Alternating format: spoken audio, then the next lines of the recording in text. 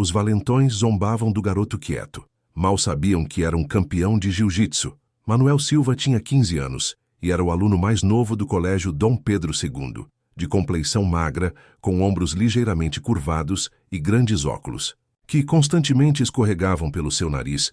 Manuel parecia o candidato perfeito para se tornar o alvo das zombarias. Tinha chegado a meio do semestre de outra cidade, o que o convertia automaticamente num estranho. A sua maneira de caminhar, sempre olhando para o chão como se quisesse desaparecer entre as lajotas do corredor, não fazia mais do que acentuar a sua aparência vulnerável. O que ninguém no colégio Dom Pedro II sabia era que Manuel não era tão indefeso como parecia. Desde os 7 anos, tinha treinado jiu-jitsu brasileiro com o seu tio, que dirigia uma academia de artes marciais na sua cidade natal. Manuel era um prodígio no tatame, tendo ganho 3 campeonatos nacionais na sua categoria. O jiu-jitsu tinha lhe ensinado não só a defender-se, mas também a manter a calma sob pressão.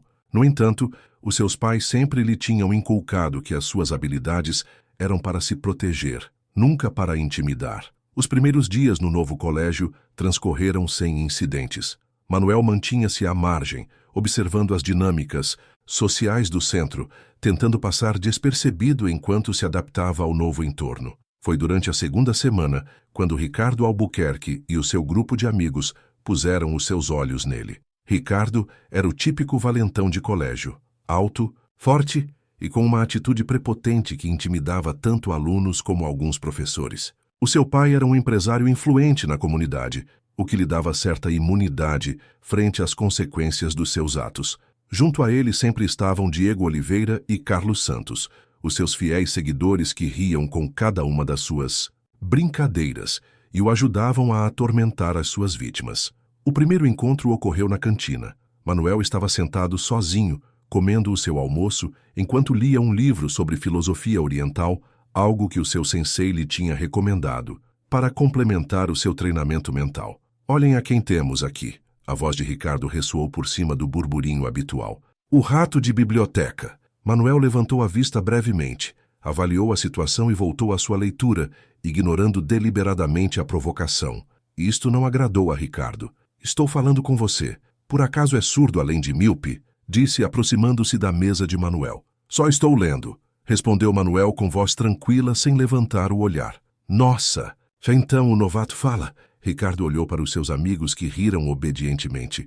O que está lendo que é tão interessante? Sem esperar resposta, Ricardo arrebatou-lhe o livro das mãos. Folheou algumas páginas com desdém antes de arrojá-lo ao chão. Essas merdas orientais são para perdedores, sentenciou. Aqui no Dom Pedro II, valorizamos coisas mais práticas. Manuel respirou profundamente, controlando o impulso inicial de reagir. Recolheu o seu livro do chão, limpou-o cuidadosamente e guardou-o na sua mochila. Paciência, pensou. Não vale a pena. Não vai dizer nada? Insistiu Ricardo, claramente frustrado por não conseguir a reação que esperava. Não. Tenho nada a dizer, respondeu Manuel, recolhendo a sua bandeja para se marchar. Isto não terminou, novato, advertiu Ricardo enquanto Manuel se afastava. Apenas estamos começando a nos conhecer. Durante as seguintes semanas, os encontros com Ricardo e os seus amigos tornaram-se cada vez mais frequentes e desagradáveis. Nos corredores, empurravam-no acidentalmente contra os armários.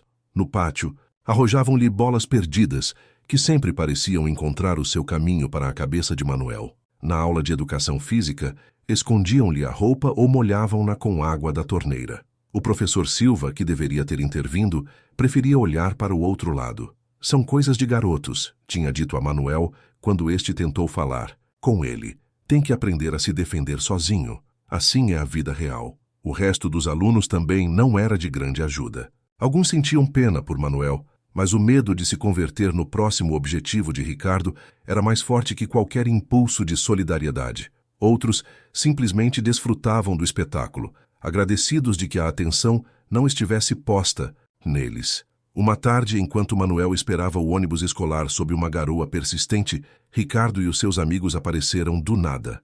Ei, Quatro Olhos! Chamou Diego. Não tem guarda-chuva? Ou é que os seus pais são tão pobres que não podem comprar-lhe um? Manuel permaneceu em silêncio, com o olhar fixo no horizonte, contando mentalmente os segundos que faltavam para que chegasse o ônibus. Estamos falando com você, idiota. Carlos deu-lhe um empurrão que quase o faz perder o equilíbrio. Por favor, deixem-me em paz, pediu Manuel mantendo um tom neutral. Ricardo aproximou-se, invadindo o seu espaço pessoal. Sabe qual é o seu problema? Que ninguém lhe ensinou qual é o seu lugar na cadeia alimentar. Está no mais baixo, justo por baixo das minhocas. Com um movimento rápido, Ricardo arrebatou a mochila a Manuel e arrojou-a a uma poça próxima. Os livros, cadernos e apontamentos ficaram encharcados em questão de segundos. Controle-se, disse Manuel, enquanto sentia como o seu pulso se acelerava. Não é o momento nem o lugar. Recolheu a sua mochila da poça sob as risadas dos 3 acossadores. O ônibus chegou justo nesse momento, salvando-o de uma humilhação maior. Essa noite, enquanto secava os seus livros arruinados, Manuel chamou o seu tio por videochamada. Estão me acossando no colégio, confessou finalmente depois de semanas guardando silêncio sobre o tema. Não sei o que fazer, tio. Sinto que, se não reajo, isto nunca vai parar, mas se uso o que me ensinou... O jiu-jitsu não é só para competir, Manuel, respondeu o seu tio com voz serena. É uma arte de defesa pessoal, mas recorde o que sempre lhe digo. A melhor briga é a que nunca tem que brigar. Sei, mas já tentei evitá-los, ignorá-los. Nada funciona. Então talvez seja momento de mostrar-lhes quem é realmente. Não para machucá-los, mas para pôr um limite claro. Às vezes, Manuel, as pessoas só entendem quando lhes fala na sua mesma língua. As palavras do seu tio ressoaram na sua mente durante dias. Enquanto isso, o acosso continuava e, inclusive, piorava. O ponto de quebra chegou numa quarta-feira durante a aula de química. O professor tinha atribuído um trabalho em duplas e, para sua má sorte, a Manuel tocou trabalhar com Carlos. Estavam no laboratório, manipulando tubos de ensaio com substâncias potencialmente perigosas, quando Carlos começou com as suas habituais provocações. Sabe o que dizem de você? Sussurrou Carlos, assegurando-se de que só Manuel pudesse ouvi-lo. Que é tão estranho que nem os seus pais o querem. Por isso o mandaram aqui, para não ter que o ver. Manuel apertou o tubo de ensaio com mais força da necessária. Uma gota de suor resvalou pela sua frente. Não sabe nada sobre mim ou a minha família, respondeu, concentrando-se na tarefa. O que passa? Toquei num ponto sensível? Carlos sorriu, desfrutando visivelmente do momento. Também dizem que a sua mãe é uma... Não chegou a terminar a frase. Num movimento instintivo, Manuel girou bruscamente, golpeando acidentalmente o braço de Carlos. O tubo de ensaio que este sustentava caiu ao chão, rompendo-se e salpicando o líquido sobre os seus sapatos novos. Olha o que fez, imbecil! Gritou Carlos, atraindo a atenção de toda a classe. Arruinou-me os sapatos de... propósito. Foi um acidente. Defendeu-se Manuel, ainda que uma parte dele soubesse que não tinha sido do todo involuntário. O professor interveio esta vez, mas só para repreender Manuel pelo seu descuido e enviá-lo para a detenção depois da aula. Carlos, como sempre, saiu impune. A notícia do incidente estendeu-se rapidamente. Para a hora do almoço, todos falavam de como o novato tinha atacado Carlos no laboratório. A versão que circulava, por suposto, estava convenientemente distorcida para fazer ficar Manuel como o agressor. Sentado sozinho num canto da cantina, Manuel podia sentir os olhares e os murmúrios. Esta vez, no entanto, algo tinha mudado nele. Já não sentia medo nem impotência. No seu lugar, uma estranha calma invadia-o, como a que experimentava antes de uma competição importante. Já é suficiente, decidiu. É hora de que isto termine. Ricardo não tardou em aparecer, flanqueado por Diego e um Carlos visivelmente enfadado pelo incidente dos sapatos. Então o ratinho finalmente mostra as suas garras, disse Ricardo, parando-se frente à mesa, de Manuel. Carlos contou-me o que passou no laboratório. Acho que lhe devemos uma lição especial hoje. Manuel levantou o olhar lentamente, encontrando-se com os olhos de Ricardo pela primeira vez, sem desviar a vista. Não quero problemas. Ricardo, disse com uma voz firme que surpreendeu inclusive a si mesmo. Mas se segue por este caminho, asseguro-lhe que não vai gostar como termina. Um silêncio sepulcral instalou-se na mesa. Diego e Carlos trocaram olhares de incredulidade. Por acaso o novato acabava de ameaçar Ricardo? A cantina inteira parecia ter se detido, todas as conversas cessaram, e dezenas de pares de olhos fixaram-se na cena que se desenvolvia. Ricardo, após o choque inicial, soltou uma gargalhada forçada. Está me ameaçando, quatro olhos? A sua voz tinha um tom Perigoso. Parece que precisa que lhe ensine quem manda aqui. Sem prévio aviso, Ricardo agarrou o suco de laranja da bandeja de Manuel e derramou-o sobre a cabeça. O líquido frio percorreu o rosto e pescoço de Manuel, encharcando a sua camisa e óculos. Risadas estouraram por toda a cantina. Alguns alunos inclusive sacaram os seus telefones para gravar o momento. No entanto, para a surpresa de todos, Manuel não reagiu como esperavam. Não houve lágrimas, nem gritos, nem sequer tentou limpar-se. Em troca, tirou os óculos com calma, limpou-os meticulosamente com um guardanapo e voltou a pô-los. Depois olhou diretamente para Ricardo e sorriu. Não era um sorriso de medo ou submissão. Era o sorriso de alguém que sabe algo que os demais ignoram. Amanhã, depois das aulas, no pátio traseiro, disse Manuel com uma tranquilidade desconcertante. Você e eu, sozinhos. Ricardo piscou momentaneamente confundido por esta reação inesperada. Está me desafiando para uma briga? Perguntou com incredulidade. Você? A mim? Chame-o como queira, respondeu Manuel pondo-se de pé. Mas se tem algo de honra, estará ali. Sem esperar resposta, Manuel recolheu as suas coisas e saiu da cantina com a cabeça alta, deixando atrás de si um murmúrio de assombro e especulação. Essa tarde, ao chegar a casa, Manuel trancou-se no seu quarto. Sacou do armário o seu gi de jiu-jitsu, aquele uniforme branco com o que tinha ganho tantos torneios. Estendeu-o sobre a cama e observou-o durante largo tempo. Não o tinha usado desde que se mudaram. Mudou de roupa e começou a praticar algumas técnicas básicas no espaço limitado do seu quarto. O seu corpo recordava cada movimento, cada posição, cada transição. Era como andar de bicicleta. Uma vez que o aprende, nunca o esquece. Enquanto treinava, recordou as palavras que o seu sensei repetia constantemente. O jiu-jitsu não é para dominar a outros, mas para dominar-se a si mesmo. A verdadeira força está em saber quando e como usá-la. Ao dia seguinte, o rumor do desafio tinha se estendido como pólvora por todo o colégio.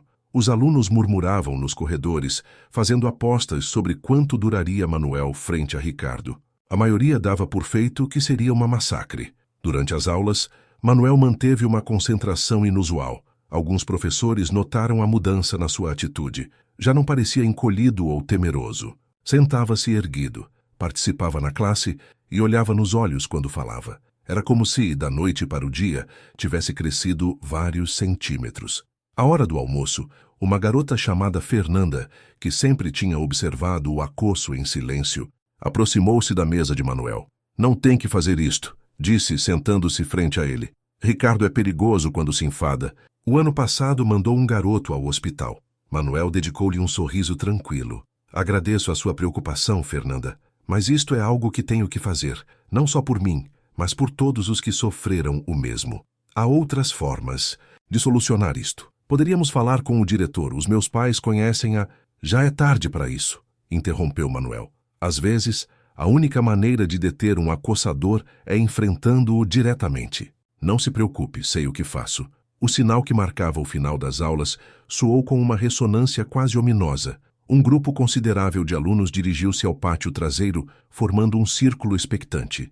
Entre eles estavam Diego e Carlos, quem tinham estado especialmente calados durante todo o dia. Manuel chegou pontual, com uma mochila extra que ninguém lhe tinha visto antes. Parou-se no centro do círculo e esperou pacientemente, ignorando os comentários e olhares ao seu redor. Ricardo apareceu minutos depois, com uma expressão que oscilava entre a arrogância e a incerteza. Não esperava que Manuel realmente se apresentasse. Nossa, o ratinho tem coragem depois de tudo, disse Ricardo aproximando-se do centro. Pronto para a sua surra? Manuel deixou a sua mochila no chão e sacou algo que deixou a todos boquiabertos.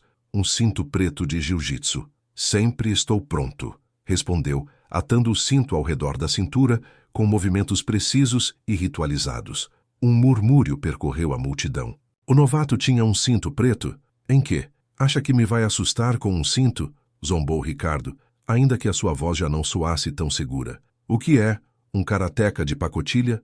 Jiu-jitsu brasileiro, corrigiu Manuel com calma. E não quero assustá-lo, só quero que entenda com quem tem estado a meter-se. Antes de que Ricardo pudesse responder, Manuel adotou uma postura de combate, com os joelhos ligeiramente flexionados e as mãos em posição de guarda. Quando quiser, disse simplesmente. Ricardo, incitado pelos gritos da multidão e sem querer perder a sua reputação, lançou um punho direto à cara de Manuel. Para assombro de todos, Manuel esquivou o golpe com um ligeiro movimento de cabeça, quase como se o tivesse visto vir em câmara lenta. Aproveitando o impulso de Ricardo, Manuel executou um movimento fluido. Agarrou o braço estendido do seu oponente, girou o seu próprio corpo e, usando a inércia de Ricardo contra ele, projetou-o por cima do seu ombro. Ricardo aterrissou sobre as suas costas com um golpe seco que o deixou sem ar.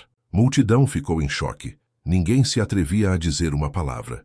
Antes de que Ricardo pudesse recuperar-se, Manuel posicionou-se sobre ele, controlando os seus movimentos com técnicas precisas que imobilizavam o seu adversário sem causar-lhe dano real. Poderia romper-lhe o braço agora mesmo se quisesse, sussurrou Manuel suficientemente alto para que só Ricardo pudesse ouvi-lo. Mas isso não é o que me ensinaram.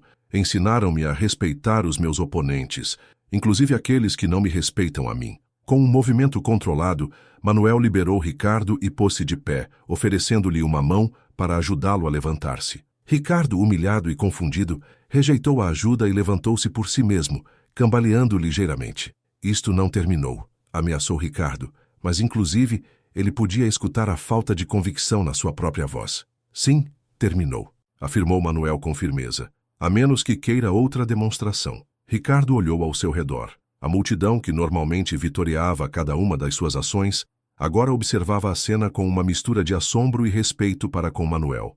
Inclusive Diego e Carlos pareciam inseguros, como se de repente não soubessem de que lado estar. Sem dizer outra palavra, Ricardo deu-se a volta e afastou-se, empurrando a quem se interpunha no seu caminho.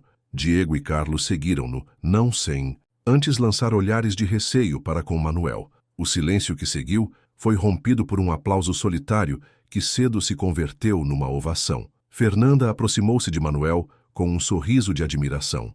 Isso foi incrível, disse. Porque não disse a ninguém que sabia jiu-jitsu. Porque não deveria ser necessário ser um campeão nacional para que o respeitem, respondeu Manuel, desatando o cinto e guardando-o cuidadosamente na sua mochila. As semanas seguintes trouxeram mudanças significativas ao Colégio Dom Pedro II. A notícia da confrontação estendeu-se como fogo, crescendo e embelezando com cada narração. Para quando terminou o mês, a história contava que Manuel tinha derrotado ele sozinho a Ricardo e os seus dois sequazes, sem despenteá-lo. Ricardo, por sua parte, manteve inicialmente a sua atitude hostil, mas à distância. Já não se aproximava de Manuel nem tentava incomodá-lo diretamente. No entanto, um dia, depois de uma aula particularmente difícil de matemática, ocorreu algo inesperado. Ricardo aproximou-se de Manuel no corredor, sem os seus habituais acompanhantes. Ei, Silva, chamou com um tom que já não continha o desprezo habitual. Manuel deteve-se, preparado para qualquer coisa. O que quer, Ricardo? Ricardo parecia estar lutando com as palavras. O que fez o outro dia foi impressionante. Nunca tinha visto ninguém mover-se assim. Manuel assentiu, cauteloso. Obrigado, suponho. Perguntava-me... Ricardo olhou para os lados, assegurando-se de que ninguém mais pudesse ouvi-lo. Acha que poderia ensinar-me alguns desses movimentos? A petição apanhou Manuel de surpresa. De todas as possíveis interações que tinha imaginado com Ricardo depois da confrontação, esta não estava na lista. Por que quereria aprender? Perguntou com genuína curiosidade. Ricardo passou uma mão pelo cabelo, visivelmente incômodo. O meu pai sempre diz que devo ser o mais forte, que não posso mostrar debilidade, confessou. Mas o que você fez não parecia estar usando a força bruta, era como se estivesse dançando. Manuel considerou a situação. O seu sensei sempre dizia que o verdadeiro propósito do jiu-jitsu não era só defender-se, mas também transformar a quem o pratica. O jiu-jitsu não se trata de ser o mais forte, explicou. Trata-se de usar a força do seu oponente contra ele mesmo, de encontrar o equilíbrio, é tanto mental como físico. Soa diferente, admitiu Ricardo. Então me ensinaria. Manuel pensou-o durante uns segundos. Com uma condição, disse finalmente. Que deixe de acossar outros alunos. O jiu-jitsu não é para intimidar, é para proteger. A si mesmo e a outros. Ricardo pareceu considerar a proposta seriamente. Trato feito, ofereceu a sua mão. Manuel apertou-a, selando um pacto que nenhum dos dois tinha imaginado possível semanas atrás. Nos meses seguintes, o ambiente no Colégio Dom Pedro II mudou notavelmente. Manuel começou a dar aulas informais de jiu-jitsu depois da escola, com a permissão do diretor, quem tinha ficado impressionado com a forma em que Manuel tinha manejado a situação. Entre os alunos mais comprometidos estavam, surpreendentemente, Ricardo, Diego e Carlos. O dia que Manuel participou no seu primeiro torneio regional representando o seu novo colégio, toda a equipe de jiu-jitsu recém-formado estava ali para apoiá-lo. Inclusive o professor Silva, quem tinha ignorado o acosso durante tanto tempo, assistiu e aplaudiu quando Manuel ganhou a sua categoria. No vestiário, depois da competição, Ricardo aproximou-se de Manuel com uma expressão séria. "Nunca me desculpei propriamente", disse olhando para o chão, "por como o tratei quando chegou." "Não é necessário", começou Manuel, mas Ricardo interrompeu-o. "Sim, fui um idiota. O meu pai sempre me disse que tinha que ser o mais duro, que não podia deixar que ninguém me visse como fraco. Mas agora entendo que isso não tem nada a ver com a verdadeira força." Manuel assentiu, compreendendo perfeitamente o que Ricardo estava expressando. "A verdadeira força está aqui", disse assinalando a sua cabeça. "E aqui", acrescentou assinalando o seu coração. "Não enquanto pode intimidar a outros. Tem-me tomado tempo entendê-lo", admitiu Ricardo, "mas graças a você, acho que finalmente o estou compreendendo." Enquanto saíam juntos do vestiário, Manuel refletiu sobre como tinha mudado, tudo em apenas uns meses. Tinha chegado ao Colégio Dom Pedro II como um estranho, temeroso e isolado. Agora caminhava pelos seus corredores com confiança, respeitado não só pelas suas habilidades no tatame, mas por como tinha manejado toda a situação, com dignidade, sem sede de vingança e sem converter-se naquilo contra o que lutava. Jiu-jitsu tinha lhe ensinado muito mais que técnicas de combate. Tinha lhe ensinado paciência, controle, respeito e a importância de usar o poder com responsabilidade. E agora, estava transmitindo essas mesmas lições a quem uma vez foram os seus acossadores. Talvez, pensou Manuel, enquanto observava os seus novos amigos celebrando a sua vitória, a lição mais importante de todas era que inclusive as pessoas mais improváveis podem mudar, se lhes dá a oportunidade e lhes mostra um caminho diferente. E essa, sem dúvida, era a vitória mais satisfatória de todas.